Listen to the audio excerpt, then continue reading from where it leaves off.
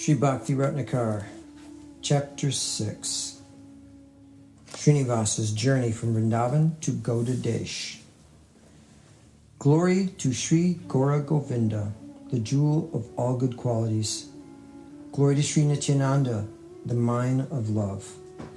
Glory to Sri Advaita Chandra, the ocean of grace. And glory to the dearest friend, Gadadhar Pandit. Glory to Pandit Srivas, the kind-hearted. Glory to Rikeshwar, Sri Murari, and Haridas.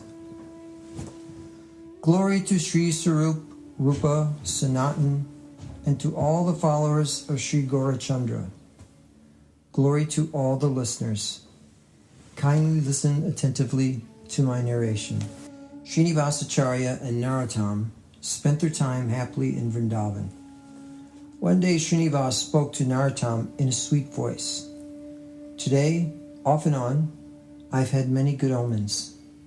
The muscles of my right hand and eyes are pulsating. Suddenly a great and joyful feeling arises in my heart that makes me feel I will definitely meet some Vaishnav today. Narottam thought, I think that Dukhi Krishnadas will come here today. With this happy thought, he went to meet Sri Jiva Goswami. At the same time, Shyamananda, Dukhi Krishnadas, simultaneously arrived at the house of the Goswami, who was pleased to see him. The Vrindavan episodes of Shyamananda. Although Shyamananda had already been mentioned, I will now narrate something which would bring auspiciousness to everyone.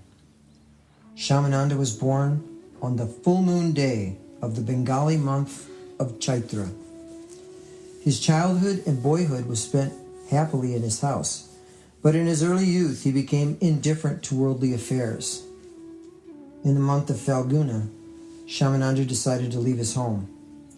In the presence of his parents in the village Dandeshwar, Shyamananda left home and went to the village Ambika.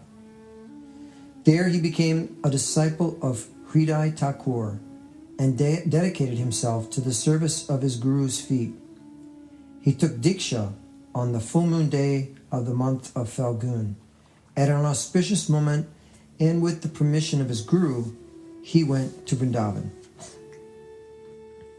He traveled through many places of pilgrimage on his journey and at last entered Vraj Mandala with great pleasure. He joyfully went from Govardhan to the bank of Radhakund, and on seeing the beauty of Radha and Shyamasundar, he became lost to himself or any worldly affairs. A man named Vrajavasi Das was surprised by Shyamananda's condition and inquired about him. He took Shyamananda to see Sri Das Goswami and introduced him. Shyamananda paid his respects by lying on the ground, tears flowing from his eyes. Sri Das Goswami blessed him and asked him to sit down and tell them about himself. Shyamananda told his story to Das Goswami, who was very glad to hear it. Shyamananda spent that day with Das Goswami, and the next day he was sent with an escort to Vrindavan. The man who accompanied Shyamananda to Vrindavan introduced him to Sri Jiva Goswami. Feeling quite humble, he fell at the feet of Jiva Goswami with tears in his eyes. Sri Jiva Goswami affectionately embraced him and asked him to sit down. Sri Jiva Goswami inquired about the news from the devotees of Gaurachandra and also asked about the manner in which the deities of Gauranitai are being worshipped. Sri Jiva asked about the activities of Hriday Chaitanya, and Shyamananda told him everything. Shyamananda answered each of Sri Jiva's questions but carefully avoided speaking of himself. Shyamananda then asked how could he study the bhakti literature, and Goswami answered, do not worry, you will taste the literature along with Srinivas and Narottam. Simply hearing the names of Srinivas and Narottam brought ecstatic pleasure to the body and mind of Shyamananda.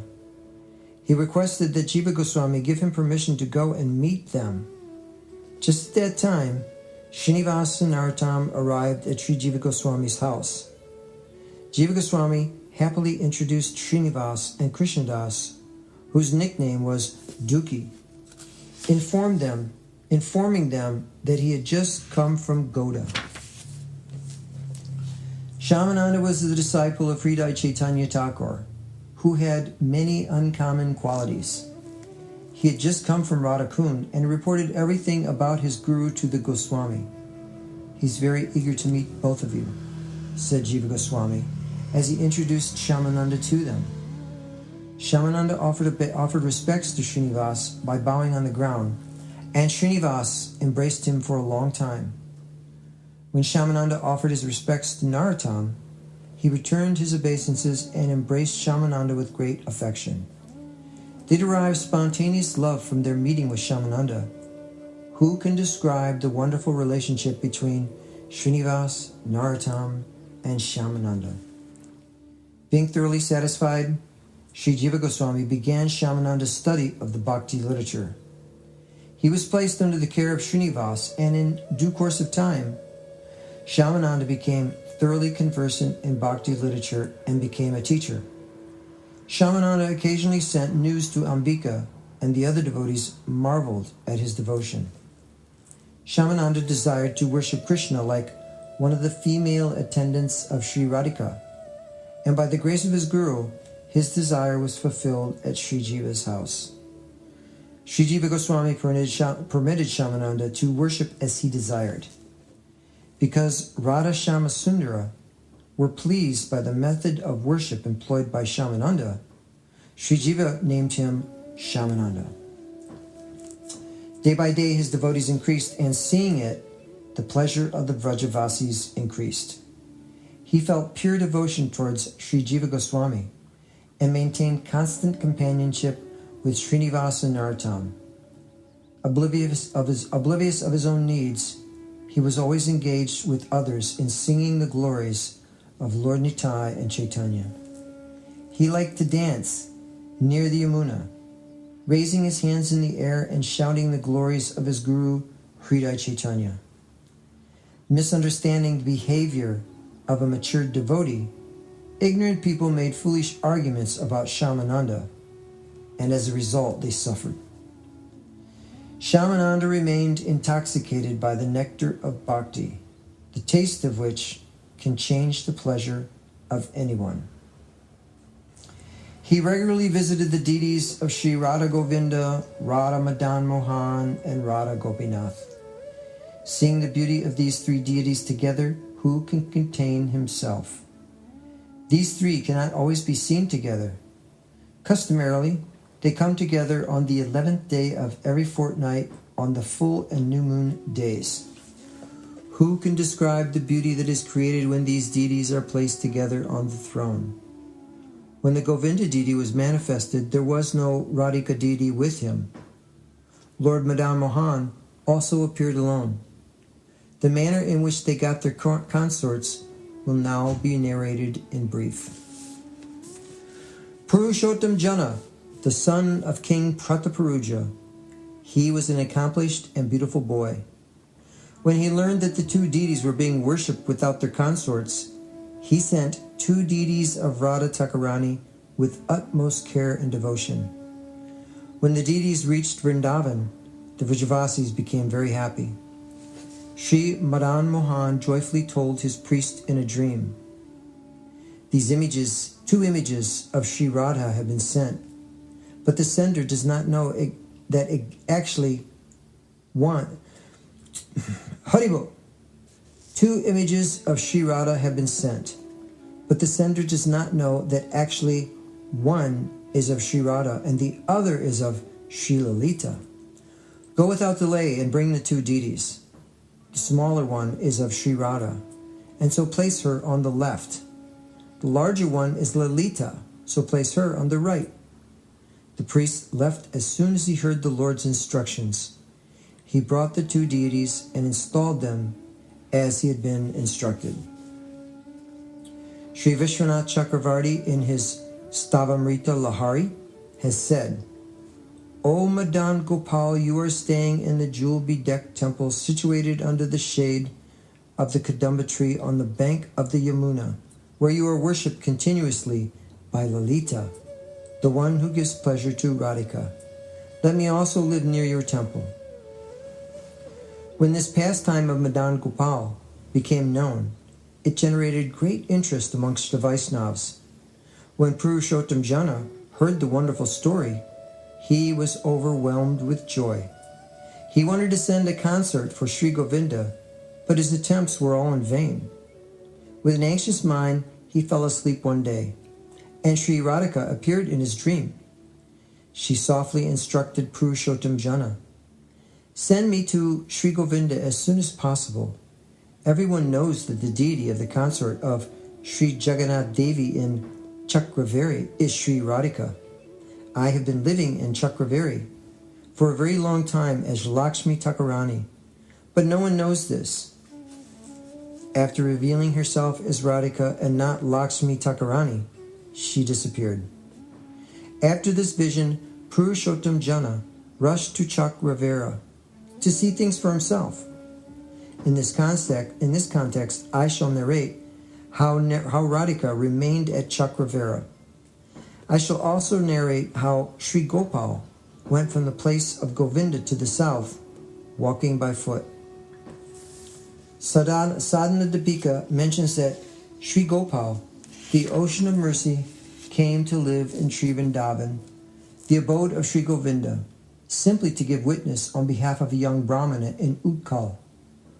Gopal, who is the lover of his devotees, still lives in Utkal. As Lord Hari is capable of doing any work or free to do no work at all, he's certainly able to travel on foot. The travels of Sri Gopal have been told elsewhere in detail. Now I shall narrate the travels of Radhika. Once Sri Radhika came to Utkal from Vrindavan to bless her faithful devotees.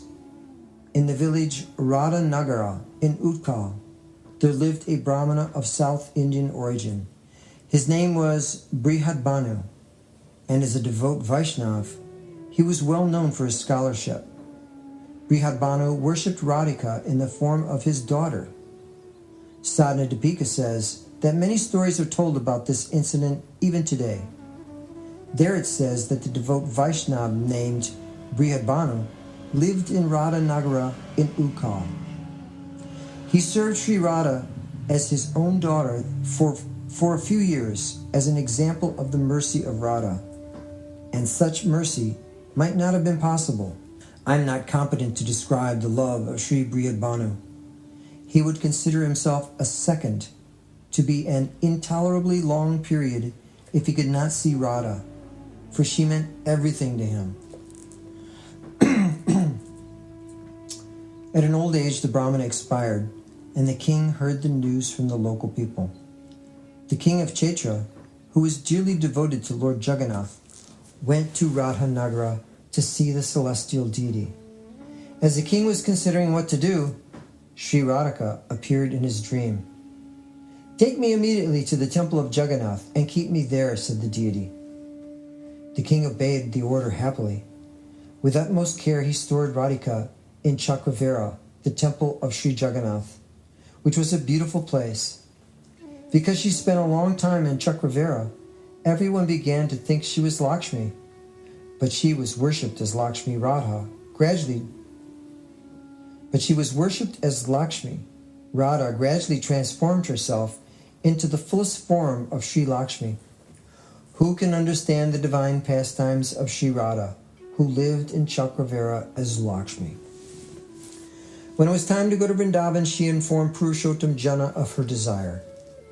After receiving her command in his dream, the prince carefully and respectfully sent the image to Vrindavan, accompanied by a large number of people. Everyone in Goda and Utkal came to know that Sri Radha had moved from Sri Chaitra to Vrindavan. On the day Sri Radha entered Vrindavan, the ocean of happiness overflowed its banks. She was placed on the left of Sri Govinda, creating a beautiful sight. The beauty of Sri Govinda accompanied by Sri Radhika is beyond anyone's description. Thus, Sri Radhika arrived in Vrindavan. This episode has been narrated by earlier poets. The details of this story can be found in Sadhana Dipika and other books, and whoever listens to this story can obtain the power of divine love. The appearance of Gopinath with Sri Radhika near Vamsivat was predestined by the Lord himself.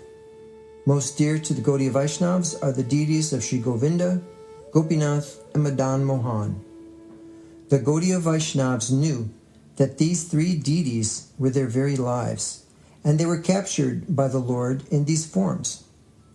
Chaitanya Charitamrita says that these three deities are the life of the Vaishnavas of Gauda.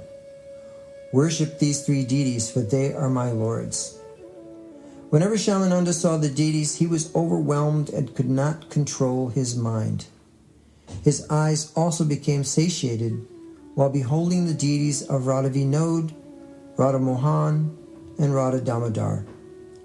Lokanath, Gauranga, Gopal Bhatta, and others were all kind to Shamananda. Shamananda's emotions when he visited the tombs of the Goswamis are beyond description. Occasionally he went to Radhakund or Shamakund and met Sri Das Goswami. Who can describe the activities of Shamananda in Vrindavan? He passed his time happily with Sri Acharya Thakur and Sri Thakur Mahashai. Srinivas was satisfied by the uncommon endeavors of Shamananda.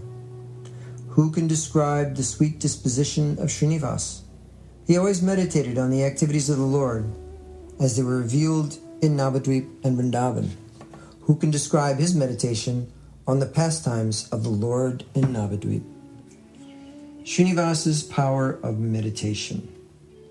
In a solitary place, Srinivas was one day meditating on Lord Chaitanya's pastimes in Navadvip. Navadvip is a delightful place, loved even by the demigods like Brahma. All 6 seasons were present there continuously.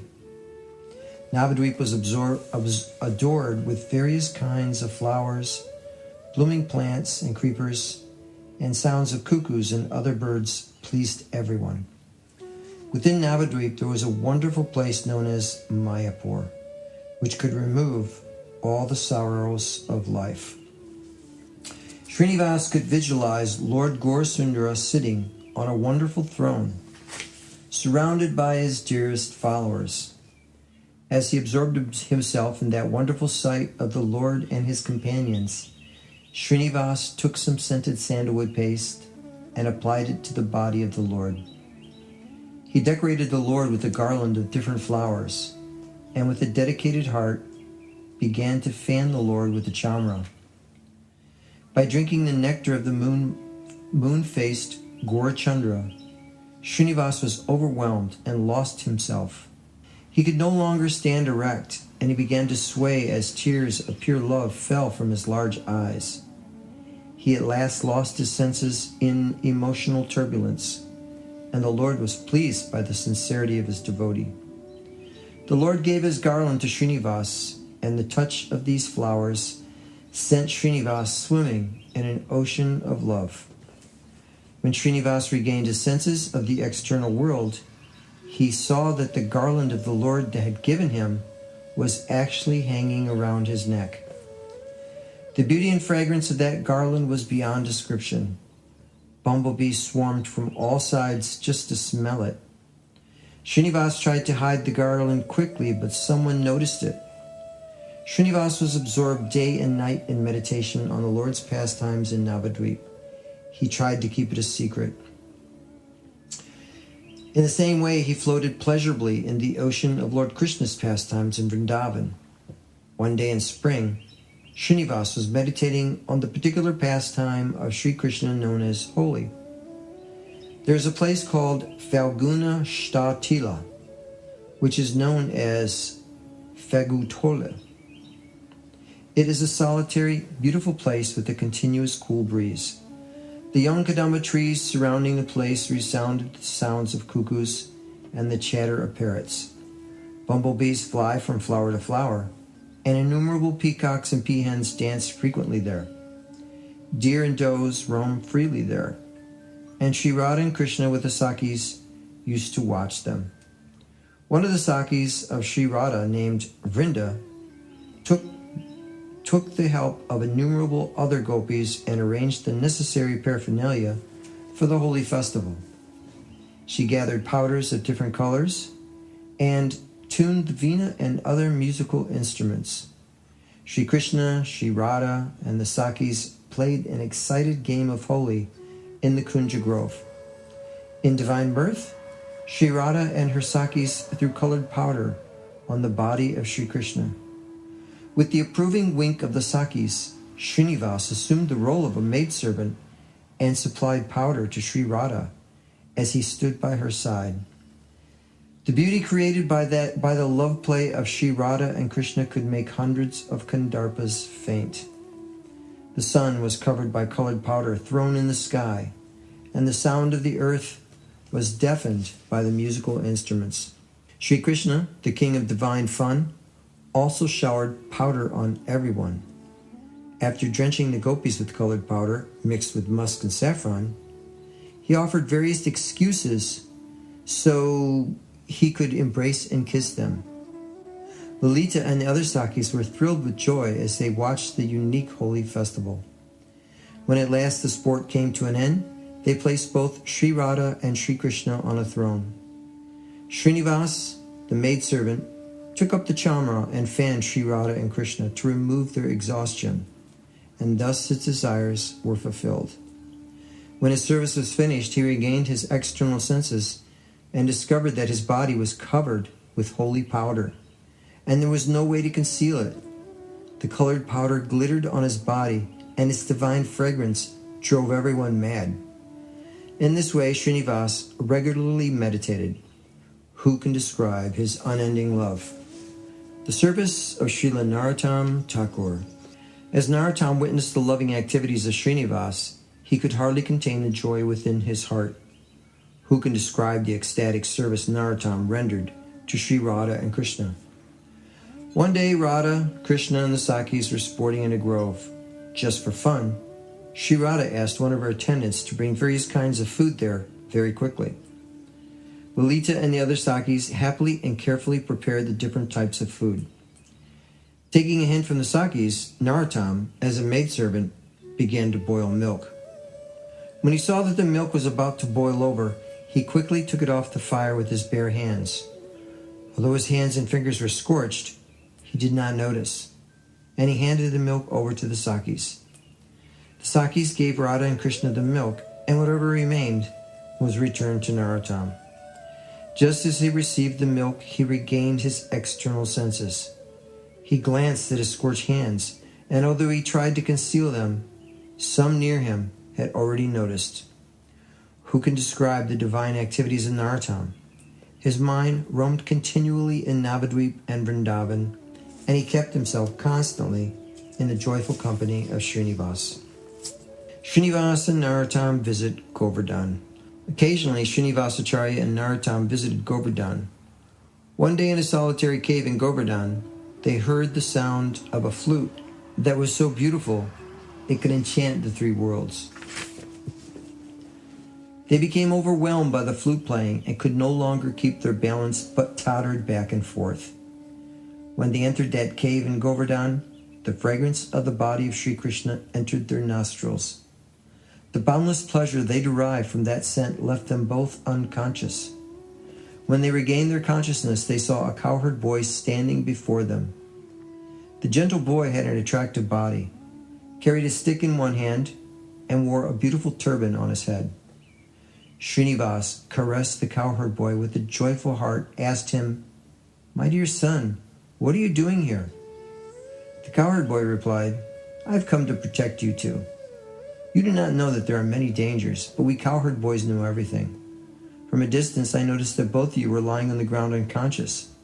I left my companions and came here quickly, and I've been standing here for a long time. Now I am free from my anxiety, and I will return to the pasture." Then the boy disappeared. Srinivas wondered where that young cowherd boy had gone. Although he spoke with words like nectar, it is unfortunate that we do not know who he is. They continued to discuss the incident while they sat in the shade beneath a tree. Occasionally sighing and crying heavily, they passed that day in a wonderful, sorrowful state of mind. and at night, by the grace of Krishna, they fell asleep. In their dream, Sri Krishna appeared with his dark blue complexion, which charms the whole world. He was dressed as a dancer with a flute in one hand, and the beauty of his face put the god of love to shame. He smiled sweetly and said, "You were charmed by the sound of the flute, and smelled the fragrance of my body and lost your senses, so I rushed here immediately. In the guise of a cowherd boy, I gave you darshan, and when you had composed yourselves, I disappeared. Both of you were disappointed when I left, so I've come here again to bring you satisfaction." Then the Lord disappeared. Their dream broke, and they awoke with tears streaming from their faces. After some time, they composed themselves, and as it was dawn, they performed their usual morning duties. Sri Krishna performed many pastimes in Govardhan, and the memory of these makes one's heart throb in joy. Visit to Sri Radha Kund. Srinivas and Narottam occasionally visited Radha Kund, where they were glad to meet Sri Das Goswami. How Das Goswami favored them is beyond my power to describe. The affection shown them by Krishnadas Kaviraj and others also defies description. They were overwhelmed by affection, and they considered themselves fortunate to see the beauty of the Kund. With the sun on their heads one day, Srinivas and Narottam visited the sun temple to worship the sun god. Srinivas showed Narottam the path by which Sri Radha would visit the sun temple to worship the sun god. Srinivas had hardly spoken the words when they suddenly heard the sound of bells. The ecstatic joy they derived from that sound cannot be described. With pleasure, they visited places like Nandagram, Yavat, Varshana, etc. The glories of these places cannot be described. They plunged into the sea of pleasure in Vrindavan, and their mysterious revelations are beyond the scope of presentation. How the Goswamis of Vrindavan graced Srinivas and Narottam cannot be described, for fear of the book becoming too long. Srinivas takes the devotional scriptures to Gauda. The Vrindavan Goswamis decided to send Srinivas to Gauda as soon as possible. It soon became known to everyone, everywhere, that Srinivas would take the books of the Goswamis to Gaudadesh. Srinivas would leave Vrindavan on the full moon night of the Bengali month of Agrahayana, November-December. And in Gaudadesh, he would distribute the books in different places. How would the associates of Lord Chaitanya bear the separation of Srinivas? How will our hearts be consoled, they said, as tears rolled from their eyes. Even the learned Vrajavasis could not control themselves because Srinivas was the light of their lives. Was there anyone who did not love Srinivas? Even the most unfortunate people considered him to be their light. His devotion gave immense pleasure to Sri Jiva Goswami. One day, Sri Jiva and the other Vrindavan Goswamis assembled happily at the Govinda temple. They prayed to Sri Govinda, "O Lord, please bestow on Srinivas the strength, and the strength he will require to distribute these books." The moment they finished their prayers, a garland dropped from the neck of Sri Govinda for Srinivas. With tears of love in his eyes, the priest quickly took it and respectfully handed it to Srinivas. He received the garland with utmost respect and affection for the Lord, and as he beheld the beautiful face of Sri Govinda, he became impatient. He worshipped the deity again and again by touching himself to the ground, and he would not stop the tears that flowed from his eyes. Everyone who saw the grace bestowed on Srinivas from Sri Govinda praised both the Lord and his devotee. Sri Jiva and the others then settled that day that Srinivas would leave for Gaudadesh.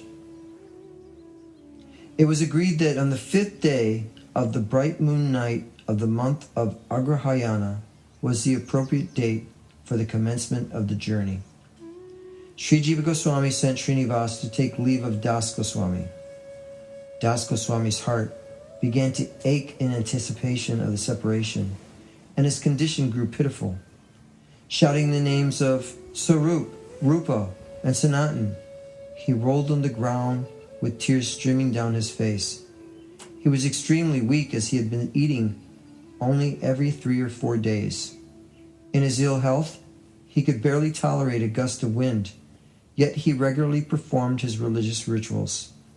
He was so weak that he could not even stand up after bowing to the deities on the ground.